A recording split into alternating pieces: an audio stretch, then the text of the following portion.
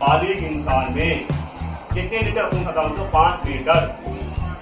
एक बालिग इंसान में, बड़े आदमी में, सेहतमंद इंसान का 5 लीटर खून होता है। यह खून शुष्क रंग में चावल से लाल दिखता बोले तो उसमें हीमोग्लोबिन बाधा पाया जाता है।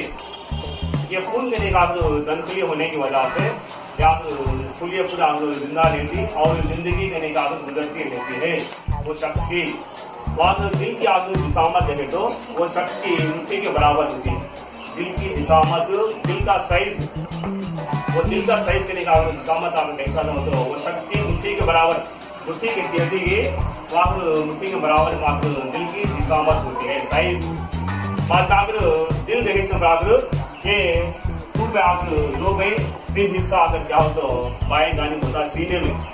सीने में आप 2 में 3 हिस्सा अगर क्या तो बाएं जानिब होता है और आप 1/3 हिस्सा अगर क्या हो तो दाएं जानिब होता है, जरा राइट। यानी पूरा दिल आप 2/3 हिस्सा अगर क्या तो बाएं जानिब हो, 1/3 हिस्सा अगर क्या हो तो दाएं जानिब होता है।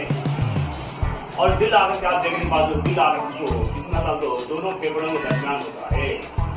दोनों फेफड़ों के दरमियान का फेफड़ों के बीच में दिल होता है और आप फेफड़े खून की सफाई करते हैं। खून की सफाई करने वाला जिस्म का कौन सा हिस्सा बोल तो फेफड़े, लंग्स, समझ में? यानी खून की सफाई होने का किसमें बोलता है? फेफड़ों में। और आप खून को आप गर्दिश करने का, पंप करने वाला हिस्सा कौन सा बोल तो दिल, कौन सा? बाद में आप दिल पे निकाल खून पे निकाल उससे मुंतकली होती है। खून के अंदर आप क्या उसके अंदर देने के आप ये इंसान के दिल में आप दिल में ये जिस्म के आप ऊपरी हिस्से है, जिस्म के ऊपरी हिस्से में पूरा आप रद्दा देखते हैं, खून के रद्दा इससे क्या होता है तो मरीज कहते हैं।